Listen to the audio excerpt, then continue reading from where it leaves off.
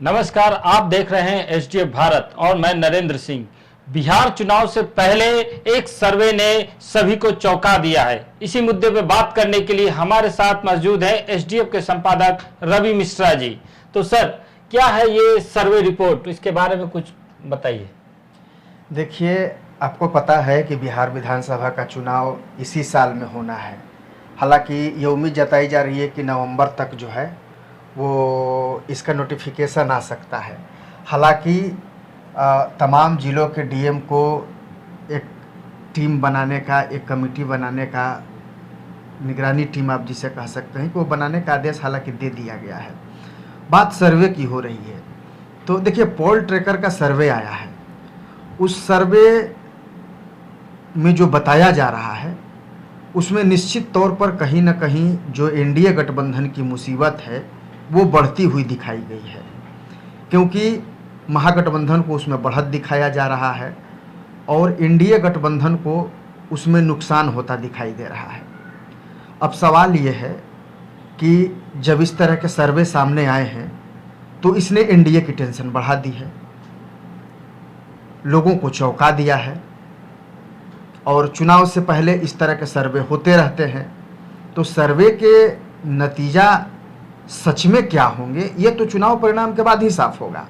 लेकिन चुनाव से पहले जिस तरह की यह सर्वे सामने आया है उसके बाद कहीं ना कहीं एनडीए की टेंशन को बढ़ाने वाला है। और आप अगर समीकरण की बात करें बिहार की, तो लोकसभा चुनाव तो आपने देखा, लेकिन अगर बिहार विधानसभा चुनाव की अगर आप देखें तो बिहार विधानसभा चुनाव कई पार्टियां लड़ेंगी। और जो वर्तमान में बिहार के राजनीतिक हालात हैं और जिस तरीके से तमाम राजनीतिक दलों के बीच में एक होड़ सी दिखाई दे रही है ज़्यादा से ज़्यादा सीटें लाने की, और जिस तरीके से पॉलिटिकल बयान सामने आ रहे हैं, तो उसके बाद कहीं ना कहीं घमासान आपको दिखाई दे रहा है। अब देखिए आपने चिराग पासवान को, उन्होंने कह दिया है कि अगर 50 से कम सीटें मुझे मिली तो मैं चुनाव अकेले लड़ूंगा। आरा में उन्होंने सभा की थी, वहाँ तो उन्होंने कह दिया कि मैं 243 सीटों पर चुनाव लड़ूंगा। तो ये भी बयान जो है उनका एनडीए का टेंशन बढ़ाने वाला है। आप ताज़ा रिपोर्ट्स देखिए, एनडीए के सहयोगी दल हैं उपेंद्र कुशवाहा, उन्होंने भी कहा मुजफ्फरपुर में और कई जगहों पर जो उनकी सभा हुई, तो उन्होंने साफ साफ तौर पर देखा कि किस तरीके से जो उनके रुख बता रहे हैं वो टेंशन एनडीए के बढ़ाने वाले बता रहे हैं। जीतन राम मांझी की पार्टी भी कह रही है कि हम सभी सीटों पर तैयारी कर रहे हैं। तो सवाल है कि जब तमाम ये पार्टियां सभी सीटों पर जब चुनाव लड़ेंगी तो टेंशन तो बढ़ेगी। हालांकि अभी सीटों का बंटवारा नहीं हुआ है, सीटों पर भी खुल करके कुछ बातें सामने नहीं आई हैं, लेकिन आप इसे एक प्रेशर पॉलिटिक्स कह सकते हैं कि तमाम राजनीतिक दलों के तरफ से एक प्रेशर पॉलिटिक्स किया जा रहा है ताकि दलों को ज़्यादा से ज़्यादा सीटें मिल सकें। तो चिराग पासवान के बयान को आप देखिए, फिर जीतन राम मांझी के बयान को देखिए, या फिर आप उपेंद्र कुशवाहा के बयान को देखिए, तो ये भी एक तरीके से एनडीए के टेंशन को बढ़ाने वाला है। और सर्वे में जिस तरीके से महागठबंधन को बढ़त दिखाई जा रही है, तो महागठबंधन में तो एक उत्साह का आलम है। सच क्या है, रिजल्ट क्या होंगे, ये तो चुनाव परिणाम के बाद होंगे। लेकिन वाकई ये जो पोल ट्रैकर का सर्वे है ये एनडीए गठबंधन की मुसीबत को बढ़ाने वाला है। तो आप एक तरीके से समझ सकते हैं कि सीटों के बंटवारे को लेकर के जो घमासान है वो चुनाव से पहले ही शुरू हो गया है। तमाम राजनीतिक पार्टियों को अब लगता है कि मुझे ज़्यादा से ज़्यादा सीट मिलनी चाहिए।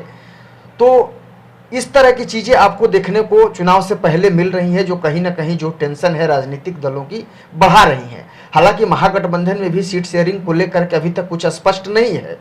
महागठबंधन में भी कई दल हैं, उनमें भी सीट बंटवारे को लेकर के लोचा दिख सकता है, क्योंकि नाराजगी जो है वो अंदर खाने में सूत्रों के हवाले से है, लेकिन अभी तक कुछ भी स्पष्ट नहीं कहा जा रहा है। लेकिन जिस तरीके से आप देखिए कि नरेंद्र मोदी का बिहार में दौरा हुआ लगातार, उसके बाद से जो एनडीए पक्ष कह रहा है कि जो सर्वे है वो कहीं ना कहीं नरेंद्र मोदी के बिहार दौरे के बाद एनडीए को फायदा मिलेगा, एनडीए बहुमत से सरकार बनाएगी। नीतीश कुमार के मुख्यमंत्री पद को भी लेकर के एक टेंशन बना हुआ था, लेकिन एनडीए गठबंधन से कहा जा रहा है कि नहीं, इस तरह की कोई बात नहीं है, मुख्यमंत्री नीतीश कुमार ही होंगे, प्रधानमंत्री और नीतीश कुमार के नेतृत्व में ही बिहार विधानसभा का चुनाव लड़ा जाएगा और मुख्यमंत्री नीतीश कुमार ही होंगे। लेकिन देखिए इसमें ट्विस्ट की बात है कि एनडीए गठबंधन के पार्टनर हैं, यानी कि उसके सहयोगी दल के रूप में काम करते हैं चिराग पासवान, और चिराग पासवान का जो बयान है वो टेंशन बढ़ाने वाला है। तो चिराग पासवान किसके लिए मुसीबत बनते जा रहे हैं, जदयू के लिए या बीजेपी के लिए, ये समझना होगा। सही है। क्योंकि अगर गठबंधन की बात करें तो एनडीए गठबंधन में तो चिराग पासवान है ही, केंद्र में उनकी भूमिका है, मंत्री भी हैं, सांसद भी हैं, लेकिन बिहार में जब वो इस तरह की पॉलिटिक्स कर रहे हैं, बिहार में जब इस तरह की बिहार विधानसभा चुनाव को लेकर के वो बयान दे रहे हैं कि अगर हमको 50 से अधिक सीटें नहीं मिलती हैं तो हम अकेले चुनाव लड़ जाएंगे, 243 सीटों पर चुनाव लड़ने का उन्होंने ऐलान भी कर दिया जनसभा में, और जिस तरीके से वो फर्स्ट बिहारी और बिहारी विजन की बात कर रहे हैं, तो एक तरीके से अगर युवा चेहरे के तौर पे तो चिराग पासवान चर्चित है ही, चर्चा तो उनकी हो ही रही है। तो ये चिराग पासवान का जो स्टैंड है वो कहीं ना कहीं चिंता का विषय है। और आपने देखा होगा कि यही वजह थी कि अचानक नीतीश कुमार ललन सिंह के घर पहुंच गए और ललन सिंह के साथ घंटों उनकी बातचीत हुई। किस बात को लेकर? चिराग पासवान को लेकर, कि चिराग पासवान को हमें ऐसे देखना है कि चिराग पासवान हमारे लिए मुसीबत नहीं बने, बल्कि चिराग पासवान को हमें ऐसे उनको मनाना है, ऐसे करना है कि वो हमारे लिए फायदे की चीज हो जाए। इसलिए उनको काउंटर ऑफर भी दिया गया। लेकिन चिराग पासवान का आखिरी जो चाल होगी वो क्या होगी, इस पर तो फिलहाल सबकी नजर बनी हुई है। हालांकि अभी सीटों का बंटवारा स्पष्ट नहीं हुआ है, लेकिन अपने तरफ से, दलों के तरफ से, तमाम दलों के तरफ से जो है सहयोगी दल है, जो एनडीए के, चाहे जीतन राम मांझी हो, चिराग पासवान हो या फिर उपेंद्र कुशवाहा हो, उनके तरफ से प्रेशर पॉलिटिक्स जरूर खेला जा रहा है कि ज्यादा से ज्यादा हमें सीटें मिल सके। तो सर्वे कहां तक सच होता है और कहां झूठ, ये तो चुनाव के बाद ही पता चलेगा। तो आप तब तक के लिए आप बने रहिए एसडीएफ भारत।